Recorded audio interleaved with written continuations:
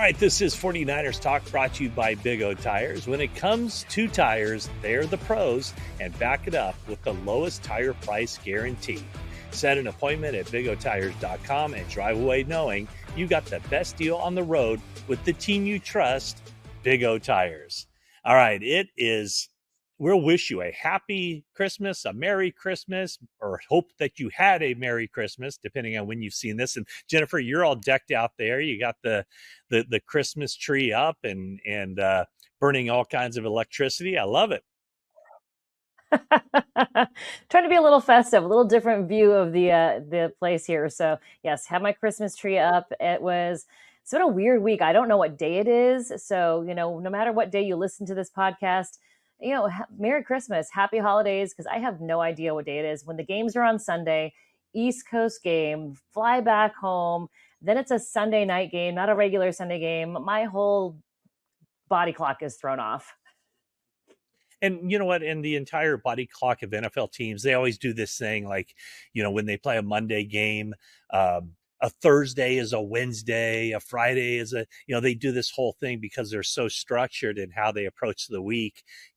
Each team has their routine for Wednesday, whether it's installing the base offense on Thursday, it's, red zone or third downs, and Friday, same, they have their own days. And so that's how they identify the days. So this week, it is actually a regular week, as last week wasn't because they had the Monday night game, but coming off of the late Monday game where the 49ers didn't get back to the Bay Area until like 4 or 5 a.m. And then with Christmas on Thursday, they've kind of condensed their work week or made it so that they get the same amount of work done in preparation to face the Chicago Bears, but it's just on a condensed schedule because these are human beings. At some point, they do want to be able to see their family on the holidays. Right. So, yeah, do they have practice on Thursday? I know that there is no media availability, but they do have some practice on Thursday, a little get together. Yeah. They'll have I know because of the Monday game, the Wednesday practice was more kind of like walkthrough speed or half speed, but yeah, no, I mean, it's business. They have to work so that the rest of us can enjoy football, whatever day of the week it is. Boy, the NFL, they have 3 games, is it? Or 2 games, I guess, on Christmas Day. And none of those games mean anything really. I mean, it's, these games looked before the season started like they were going to be like really important games. So on Thursday, 3 games is Cowboys against the Commanders. Both of those teams are out of it. The Lions on life support against the Vikings. Vikings are out of it. And then the Broncos, it's an important game for them for seeding, but they're facing the Chiefs. The Chiefs are out of it. And so, all the good games will be on Sunday. What's the Monday night game? The Monday night game, Rams-Falcons. So that could be important, depending on what else happens in the NFC West. You just said something that we haven't heard in a long, long time. The Chiefs are out of it. The Chiefs are out of it. Oh my gosh. America is crying. I know the 49ers faithful are listening. Yeah. But the 49ers faithful are happy after all the suffering they've done as a result of the Kansas City Chiefs. So hearing that the Kansas City Chiefs are out of it, I'm sure there are a lot of 49ers fans listening to this podcast right now smiling. Yeah, and big news in Kansas City, too, that the Kansas City Chiefs, who formerly played their games at Arrowhead Stadium in Kansas City, will be moving to a different state, but it'll still be Kansas City, right? They're moving from Kansas City, Missouri to Kansas City, Kansas. At least that's the plan. But I will say that stadium, it was always kind of fun. I mean, not real up to date. I can see why they want a new stadium, but kind of interesting. That was always confusing for me. Anytime I'd go to Kansas City, there's that barbecue spot that we would go to, Joe's Barbecue, in a gas station, and I believe that was in Kansas City, Kansas. right? Anyway, Yes, I believe so. wha- Yes, we're and you're talking not the only one barbecue. who's confused. I think there's a lot of people that are confused in regards to Kansas City, Missouri, and Kansas City, Kansas. Okay, that's neither here nor there. This is 49ers talk, and they have a big game coming up against the Chicago Bears, a vastly improved Bears team, a Bears team that leads the universe in takeaway giveaway margin. So, we could debate whether they're doing it with mirrors because of a turnover margin that doesn't, I don't know. I mean, I think there's an element of chance involved with uh, with the takeaway margin. I don't know if it's something that can be depended upon all the time.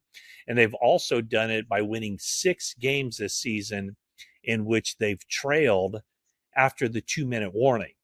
So, I think probably nationwide, probably people are a little bit skeptical about the Bears, and probably the same way some people are probably skeptical about the 49ers because they don't have their 2 best defensive players. But it should be a really interesting game on Sunday Night Football. It's almost a game of truth serum, right? So each team is going to have to show what they actually are capable of. They're playing a tough team. The 49ers haven't played a really challenging winning record team in a while. So this is going to be a tough one for them. Caleb Williams has really developed since last year, where he kind of played hero ball, didn't play within the system, was running around for his life. They added some key weapons. They got him protection, and he's playing some really good balls. There are some of the throws that we've seen from him over the past couple games that are looking very, very elite. I know our old friend Scott Bear, sent us a video of a pass and catch from Caleb Williams that really was a pretty epic completion. Yeah, and it wasn't even the overtime one that he threw to DJ Moore to beat the Packers. But yeah, the Bears are 11-4. 49ers are also 11-4 right now. Just to bring you up to date on the NFC standings, Seattle, they've clinched a playoff spot. Right now, currently, they're in the number 1 spot in the NFC. They control their own destiny, and they play at Carolina on Sunday. The Bears are number 2. Philadelphia number 3 at 10-5, and then the winner of the NFC South will be the 4th seed. Right now it's Carolina, but that could come down to a Week 18 showdown, Carolina and the Tampa Bay Buccaneers. And then the 49ers move up to number 5. They're 11-4. They've clinched a playoff spot. The Rams have clinched a playoff spot, also 11-4.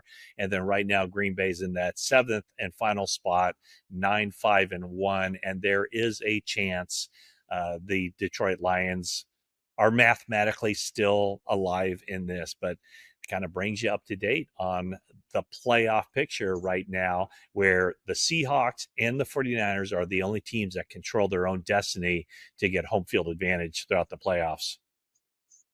Yeah, this is not the scenario I would have predicted at the beginning of the season, with the NFC West dominating the entire standings, the playoff standings. Uh, Players and teams that have had kind of a challenging offseason, challenging last year, and then you look at it this year, and it really is the entire NFC West outside of the Cardinals vying for playoff spots and seeding. So I'm a little bit surprised that it's turned out this way, but it's good for the NFC West. You didn't think the West was going to be that good? I didn't think they were going to be this good. Seattle had some issues, but Sam Darnold coming in, I think, made a big difference for the offense. I just think that, they had a challenging last year. And the Rams, again, they kind of had some ups and downs, but they're looking really solid this year, too. So, I mean, I didn't think they were going to be as strong as they have been so far. And then looking at the beginning of the 49ers season, losing Nick Bosa, losing Fred Warner, I think like the rest of the country was like, oh, the 49ers are out of it at this point. So for all three of those teams to be really strongly in the playoff scenario, I think is a little bit of a surprise to everybody else. I think I was surprised that the Cardinals weren't better.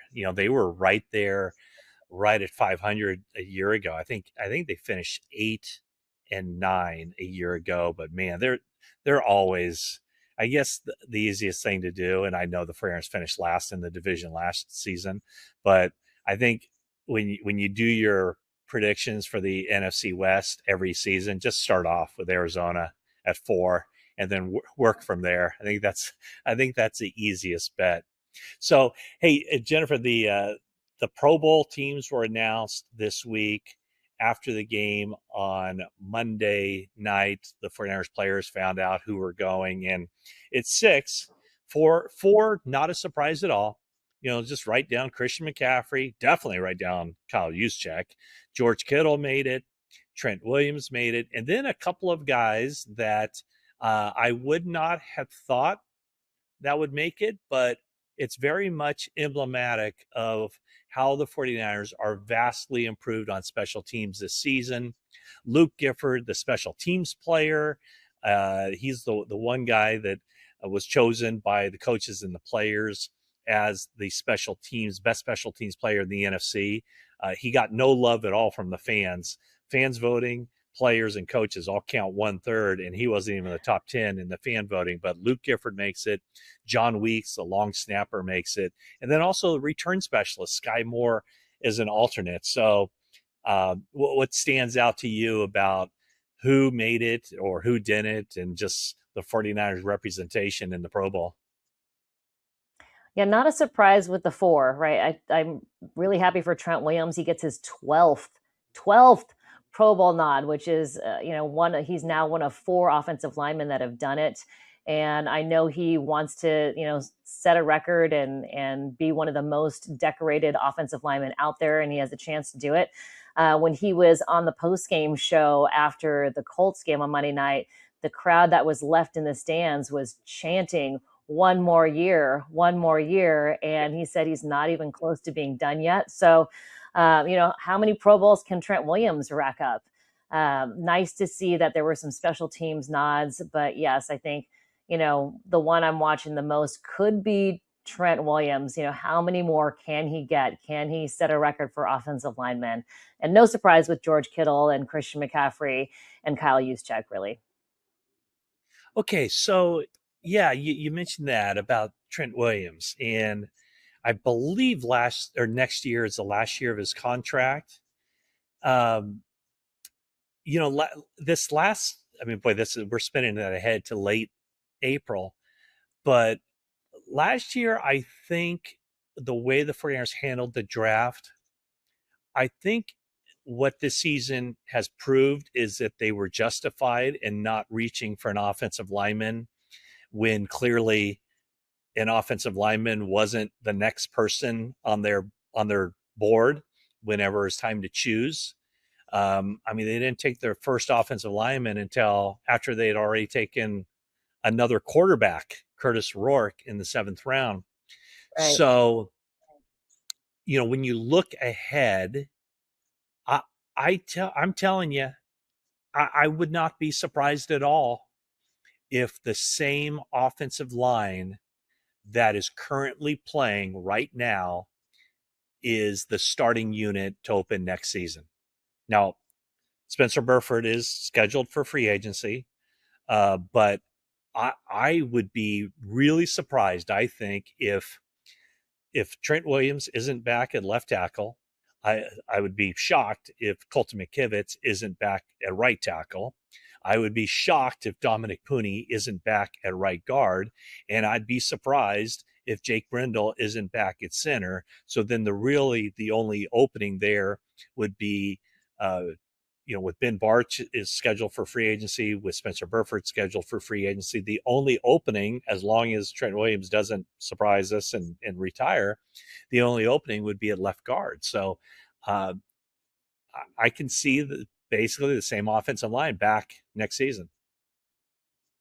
Yeah, I can too. And I don't think, as long as Trent Williams, stays on this healthy track that he's been on this season, I don't think they go and get an offensive lineman in one of those early drafts. And I know that the 49ers philosophy, much to the chagrin of 49ers faithful out there, is to not take a left tackle or not take an offensive lineman unless they are elite, like Trent Williams. It's got to be a guy who is at that caliber or somewhere close to that for them to take one in the first round. And then I know that a lot of times when you look at the first round, it's like the first 10 picks offensive linemen that go in that range are the ones that are really elite. And then once you get to the teens, it's kind of, depending on the draft class, it's, you don't want it to be a reach, and the 49ers are playing well, so they're going to be probably at the end of that first round. Do they make a move and reach? But once they get to right around 30s, 25 to 30, it's kind of like a second round pick at that point for offensive linemen. So I don't think they're going to reach for a tackle at that point either. I don't hear any 49ers people, any 49er fans complaining about the offensive line in recent weeks, maybe when the season started, but I don't hear anybody complaining now that, oh my gosh, why didn't they take an offensive lineman? I mean, when Brock Purdy has been the quarterback of this team, 7 starts entering this game against the Bears, the 49ers are 6-1. And in those 7 games, he's been sacked 7 times. So the pass protection has been good. It certainly was on Monday night against the Colts. The run blocking was really good against the Colts. So, yeah, I don't hear too many people complaining now about, why didn't they take an offensive lineman? And, I don't know how easy it will be. I mentioned it'll be difficult, I think, for a rookie to start next season unless if they take an offensive lineman that projects as maybe a future left tackle, but maybe they start him at guard. It'd have to be somebody with position flexibility where, they can work him in as a starter year 1, and then maybe with the idea of bumping him outside to tackle a year or 2 or 3, or knowing Trent Williams maybe 5 or 6 or 7 years down the road. Yeah, Trent Williams, I mean, he is absolutely loved in that locker room. And I know Kyle Shanahan, Chris Furster, both are huge fans of Trent Williams. And I know that his, last year wasn't great because he wasn't there during the OTAs. He wasn't healthy. But I think this year he's playing some really good football. Yeah, there's no question about it. Who else is playing good football? Talking about those all pro or the Pro Bowl guys, Kyle Juszczyk. And this is a guy, his status with the team very much up in the air when the offseason started. But Kyle Juszczyk made his 10th consecutive Pro Bowl and his 9th with the 49ers, 9th consecutively. And so his 10 Pro Bowls, most for a fullback in NFL history. And then check this out. This is kind of amazing in that who he's put himself in the class with the 49ers. 9 Pro Bowls. Jerry Rice has 12 Pro Bowls in his career. Leo Nomalini, Leo the Lion, 11, or I take that back, 10 Pro Bowls with the 49ers. And this 9th Pro Bowl with the 49ers ties Juszczyk with Ronnie Lott. Isn't that, that is amazing company that he has put himself in as a member of the 49ers. Yeah, I mean, you look at what Kyle Juszczyk was asked to do early in the season without George Kittle on the field. It was Kyle Juszczyk did fullback duties, he did tight end duties, he is the emergency quarterback, he's a returner. It's the more you can do with Kyle Juszczyk. He does it all. He is definitely a jack of all trades. And I remember John Lynch, when they first brought him in, called him an offensive weapon, and he kind of got a little teased a little bit for that. But really, you look at Kyle Juszczyk and what he's done for this team while he's been on it, and he really has been everything they have asked him to do. Anything that they want him to do, he is willing to go out and do it, and he's spoken about that.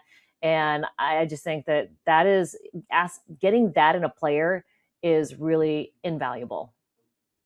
Yeah. And as I understand it, the way that contract is structured when they redid it, or, they released him and then they brought him back, the way that contract is structured, I think it's it's a fait accompli that he's going to be with the team next year. I don't think there's any real salary cap benefits or anything by parting ways with him this offseason. So, the last 2 years, there's been a little bit of drama about the future of Kyle Juszczyk with the 49ers, but I don't think that is the case this offseason. So he'll be back for another opportunity to add to that list of Pro Bowls, and seeing that he's one of the few fullbacks in the league, and the 49ers still deploy a fullback as much or more than any team in the league. I'm just like in my predictions, I'm going to put the Arizona Cardinals as fourth in the NFC West. I'm also going to put Kyle Juszczyk projected to be the NFC Pro Bowl fullback next season. I think that's a safe bet. I think so too. I think you're right on the money there.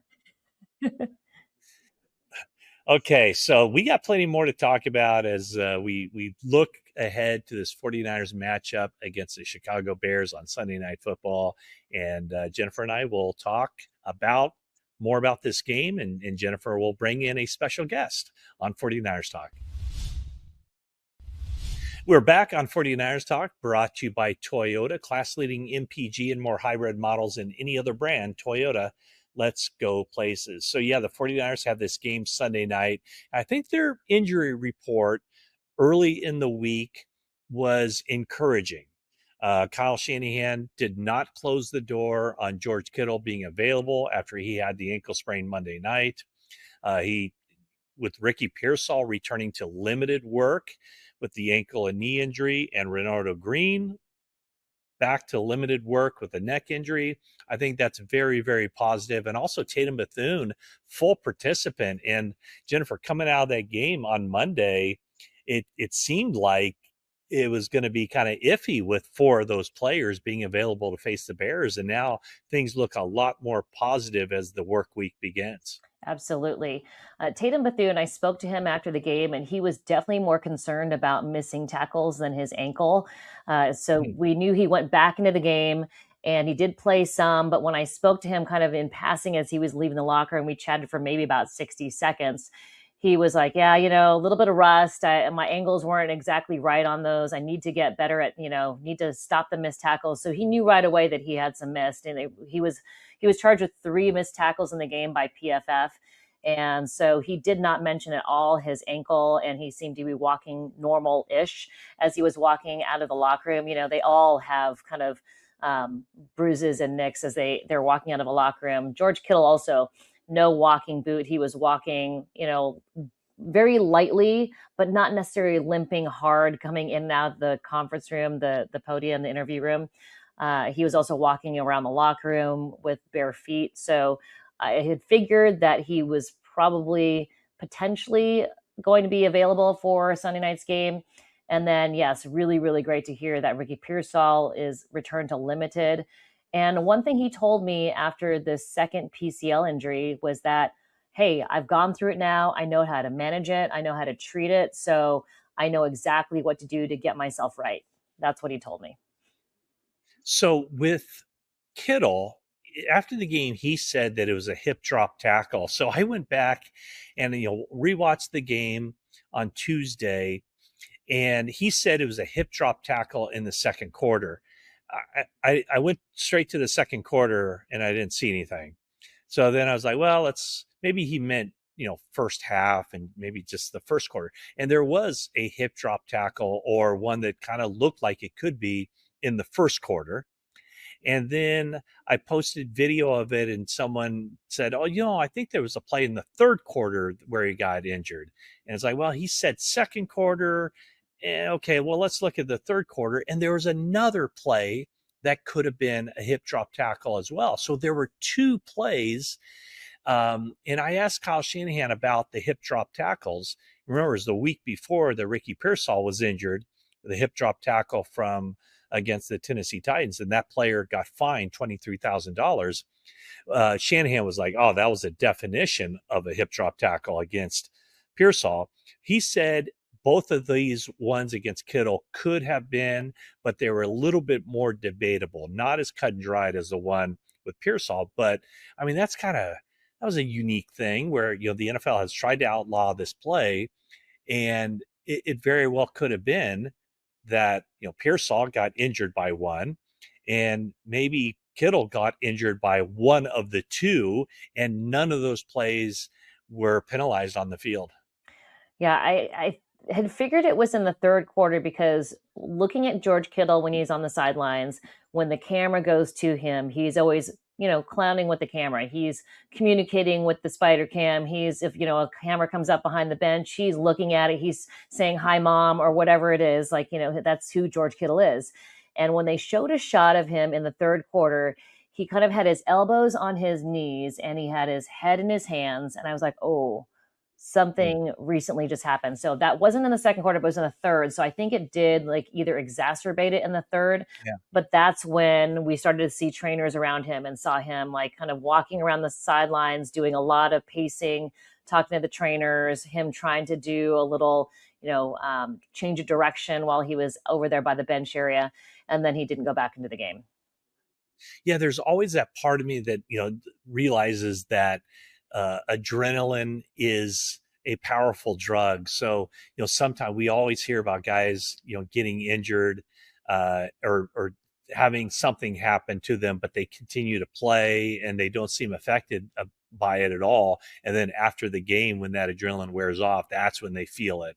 And then they really feel it the next day. But I think all in all, very good news for George Kittle. It's not going to be a lasting thing like a high ankle sprain would be. So he's looking good. You know who else looked good on Monday night? That's Brock Purdy. Really strong game for him. Kyle Shanahan called it near perfect. And Brock Purdy, though, when he looks at that game, he went through the film and saw some mistakes. And one of the funny things he said was, we didn't score a touchdown on every drive, so it wasn't perfect. And man, but they have scored a lot of points. They haven't punted since the fourth quarter or late in the third quarter of that game against the Cleveland Browns. 21 consecutive possessions without punting, and the offense seems to be rolling with Brock Purdy by and large making the right decisions, accurate with the football, and now Monday night, the running game going too. So Brock Purdy and the 49ers offense seems to be clicking at the right time.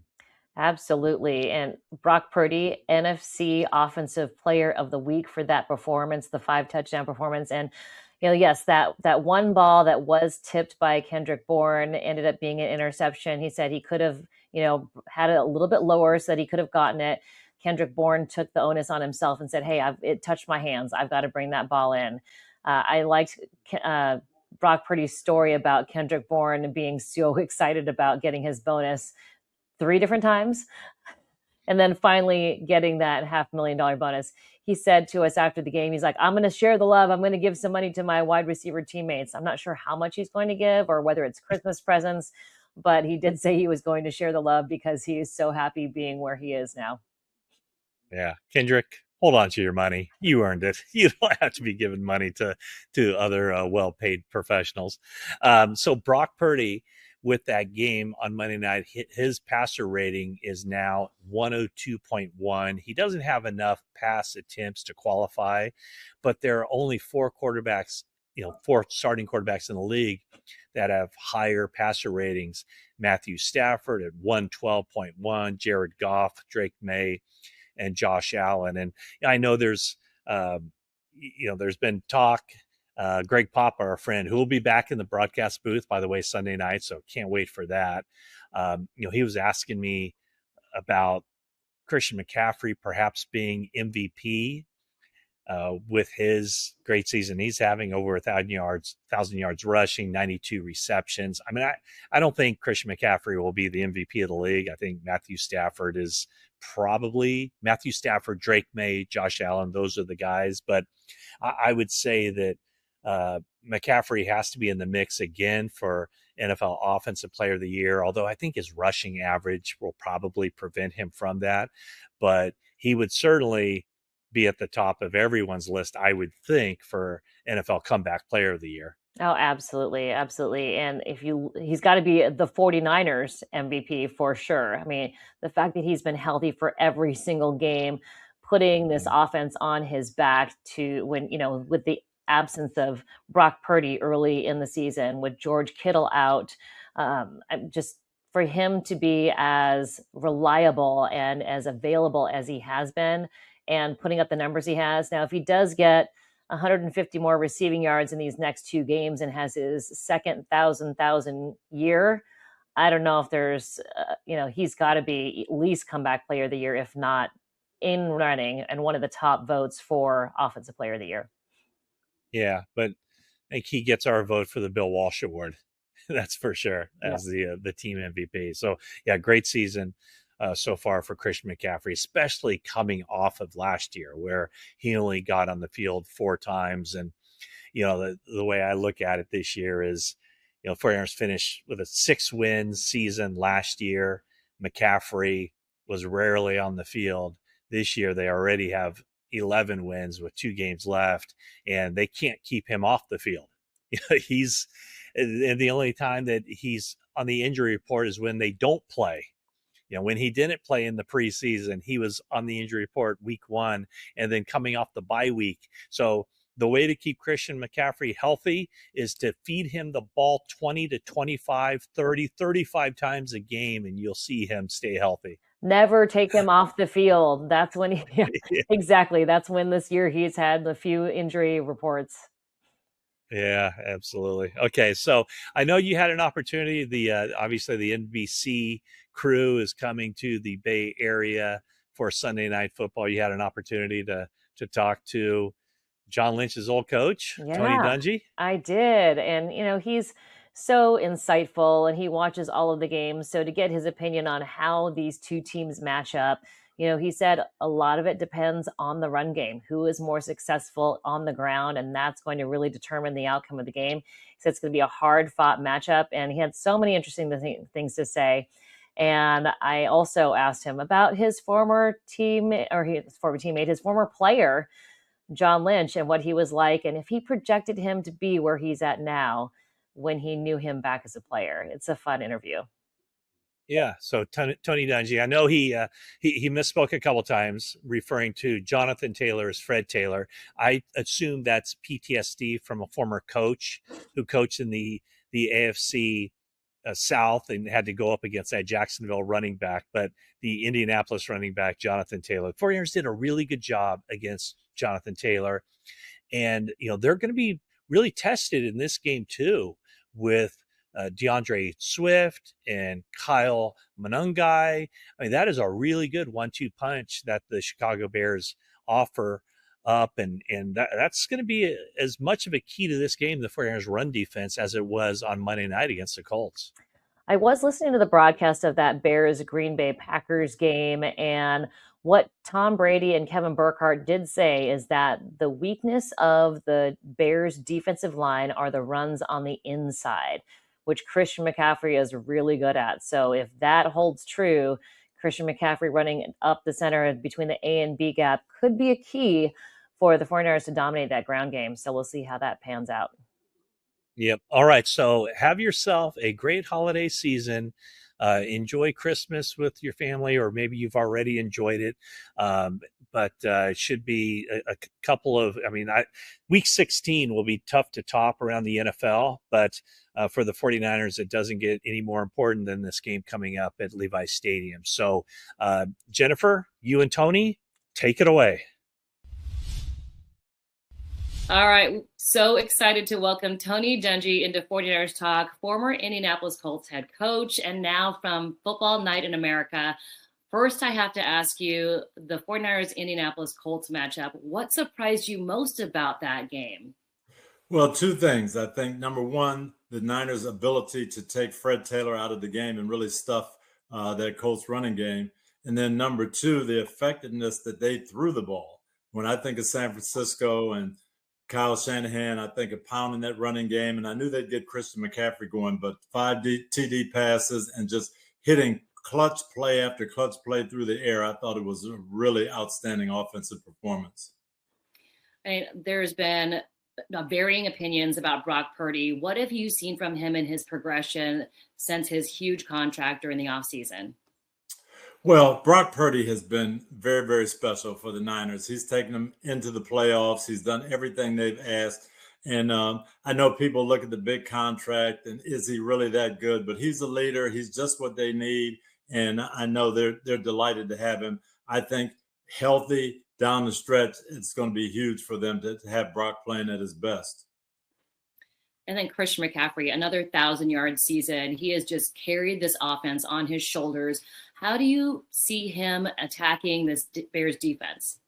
I think that is going to be the big thing in this game. We had the 49ers earlier in the season against Atlanta on Sunday Night Football, and it was Bijan Robinson and that running attack. And I said, well, the team that runs it the best, that controls the line of scrimmage, that's who's going to win. And I think the Niners are going to ride Christian McCaffrey. I think it's going to be the same thing. Chicago has a dynamic running game. They think of themselves as this powerhouse kind of bully ball team. And I think the Niners have to come out and establish McCaffrey and really run the ball well to win. Green Bay ran for close to 200 yards last week, didn't make the big plays in the red zone, but I would see San Francisco doing that to set up their play action passes. Now, I know there's a lot to be said about everybody's offensive line. I think every fan of every team is like, we have the worst offensive line in the league. But when you look at guys like Trent Williams still doing at his age and how the offensive line is opening up holes for Christian McCaffrey, do you think that this offensive line is really starting to gel and get a lot better at the long stretch of the season? They're coming together well. And I'll tell you what, too, a big part of that and key element is George Kittle. When he's healthy, and now you have the tight end point of attack blocker to go along with those guys, that just seems to ignite the running game. But that's their bread and butter. And coming down the stretch, fighting for the number one seed, looking to go in the playoffs, they're going to want to have that running game at full tilt. And if they do, they're going to be hard to handle.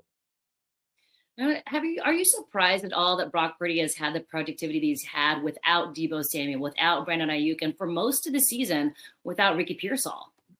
It has been pretty amazing. And the fact that Brock has been in and out of the lineup. So how often has that whole first group been together where they're just locked in for 2 or 3 weeks in a row? It hasn't happened. Kittle's out for a while. And then, Ricky Pearsall, you mentioned, has been out recently. And it's just, boy, it'd be nice to see that whole group together. And when they get that, it's going to be even better. But what they have done, whether it's been Brock Purdy in there or Mac Jones, and still functioning at a high level, throwing the ball, pretty incredible.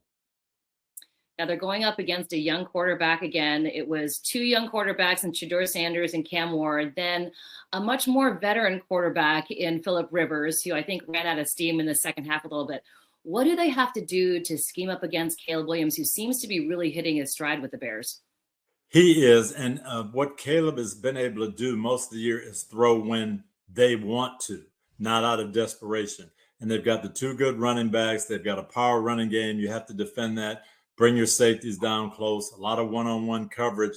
So it really sets up really well for a young quarterback. If we can run the ball well, now you don't have to read so much. It's 1, 2, 3, just throw to the open man because we know we're going to dictate what coverages we can get. So I think it's incumbent on the Niners. Stop that running game early. If you can put it all on Caleb Williams and be able to mix some looks then because you're not so concerned about the run game, that's what I think it'll take place. But Chicago has been very, very good because they've dictated a lot this year and made you defend the run first.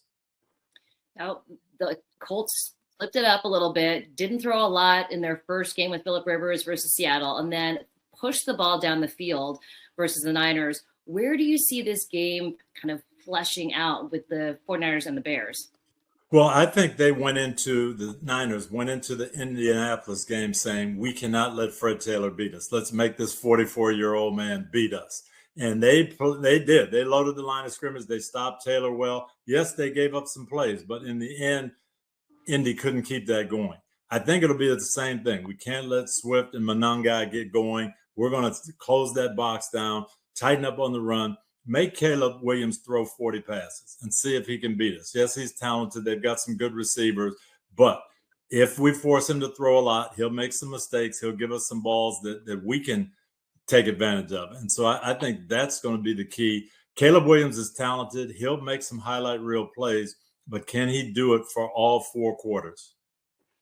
Now, Robert Saleh, after those first 2 drives, kind of gathered his guys on the sideline and said, hey, you've got to calm down, no panic. What do they have to do? I mean, was Robert Saleh one of the biggest acquisitions of this offseason for the 49ers? How big of a difference is that for this team? I think that was really crucial. They lost some things. We know that. They lost Debo. They lost Ayuk, basically. They lost Hufanga, and Fred Warner had the injury. Greenlaw not there. So all these things, boy, they don't have this. They don't have this from last year. They lost this. Well, they gained something. They got Robert Saleh back. Everybody has confidence in him. He has a way of emotionally lifting them, but also schematically too. So I think that was a huge part of their success. Now, it seemed like he tried to disguise the defense a little bit for Phillip Rivers. You saw Phillip Rivers just chirping out on the line all the time. Are they going to keep it more simple versus Caleb, or can they keep it more simple versus Caleb? Yeah, I think there was a big thing with Rivers. Don't let this guy know what we're in. I think with the Bears, it really is stopping that running game first. Chicago wants to be physical. They want to dominate the line of scrimmage. If they're able to power run the ball, then it becomes a long day. So I don't think the disguise is going to be as much as taking away that running game early and get them to think, we're not going to run for 200 yards in this game. We're going to have to throw the ball. And if they do that, I think the Niners will come out on top. Now, obviously, I think the biggest loss for the 49ers, it's debatable, right? Whether it's Nick Bosa being out or whether it's Fred Warner being out. But how do you see how these linebackers, Tatum Bethune, D. Winters, how they played? Obviously, D. Winters had a huge game against the Colts. But what have you seen from them since Fred Warner has been out of the lineup? It is tough to make up the absence of one of the best in the National Football League, and a guy who is not only a great physical player, but smart and gets everybody else lined up and makes adjustments.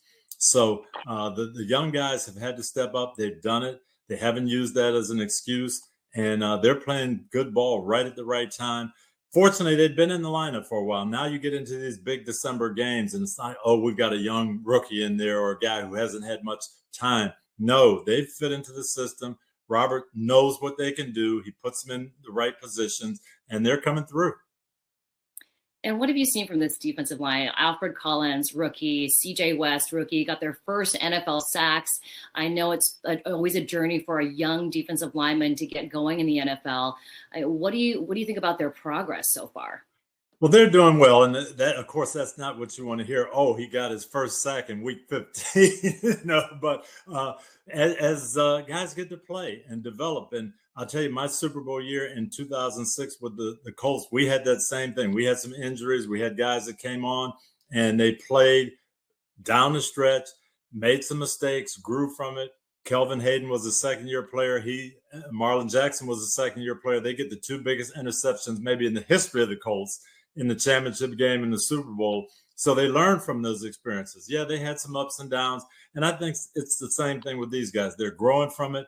And I think what we're going to see in January when the games really count, I said, these guys learned a lot. They're ready. They're making plays now. I know no one really wants to talk about special teams except for special teams standouts, but the 49ers special teams has gone from one of the worst in the league to one of the best. And you look at their coverage and the tackling, and Sky Moore is now an alternate for the Pro Bowl. What about that growth from that group?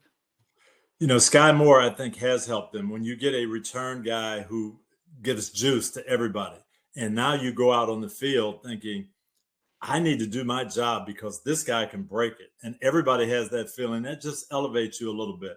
The coverage units, again, the younger players stepping up, learning, making things happen. And that is, again, going to be a big element because you get in playoff games, you get in these December games where it's close. It's one play that can do it. We saw Seattle basically in control of a game against the Rams, and then a punt return swings the whole game. So that is a lesson that I know Coach Shanahan preaches, and these guys believe. We've got to do our job every play because one play can turn it, and you never know when that's going to be. You have a long history with John Lynch. Back when he was playing for you, did you have any idea that this could be his path to be a general manager of a team that's been very successful, going to the postseason several seasons in a row? John was always a guy who was a leader. He was always able to lift other people around him. He was very smart. He understood the ins and outs of the game. I never thought he would go into that because he had so many off the field things that he was doing, setting up scholarships here in Tampa and just doing so many things in the community. But when he first talked to me about the possibility and said, I have a chance to go with Kyle, I thought this could be something special because John has the player's perspective, but he's smart. He understands the game. And I just knew that he would do a great job. And talk about how important it is for a general manager and a head coach to have that communication and that bonding together, because we've seen it in other organizations where they're not in lockstep, and how that can change the trajectory of a team. It is so critical for your general manager to know what the head coach wants. And that is the number one thing. What is going to give us success? What does Kyle Shanahan need to be successful? I'm going to deliver that. And then for the head coach to know, hey, my GM, if I need something, he understands and he's going to get it for me. I don't have to worry about that part of it. All I have to do is coach. So, yes, having that bond, it means so much. And the great organizations, they have that. And you can see in San Francisco's sustained success, that is a big, big part of it, the relationship those two guys have being on the same page. All right, one last one. Looking at, going back to losing Nick Bosa so early in the season, Fred Warner in week 6, are you surprised that the 49ers are in the situation where they are now, potentially playing for the number 1 seed going into week 17? I have a vote on the AP, all the awards. And when you think of Coach of the Year, you lose some players before the season starts in free agency, whatever, Dre Greenlaw, Noah Hufanga, Brandon Ayuk not really being there, Deebo Samuel. You lose your quarterback for half the year. George Kittle is your bell cow on offense. He's in and out of the lineup. Then you lose Bosa. Then you lose your defensive leader in Fred Warner. That would be enough to cripple most teams. And you'd say, if we can get to 500, that would be a good year based on everything that's happened. And now you've got 2 games to win to be the number 1 seed. It's really unbelievable. And I think it's a tribute to Coach Shanahan, how he's been able to keep things together, to keep people believing, to adjust for the loss of these guys, do things a little bit differently. And it's been an amazing job coaching. That's all I can say. I don't know who I'm going to vote for yet, but he's definitely right there at the top. Good to hear. I'm sure he'll be glad to hear that. Coach Dungy, thank you so much for joining us on 49ers Talk, and we'll look forward to seeing you on Sunday night. Can't wait to get out there. It's going to be a great atmosphere, big game. This is December football. I love it, and really looking forward to it.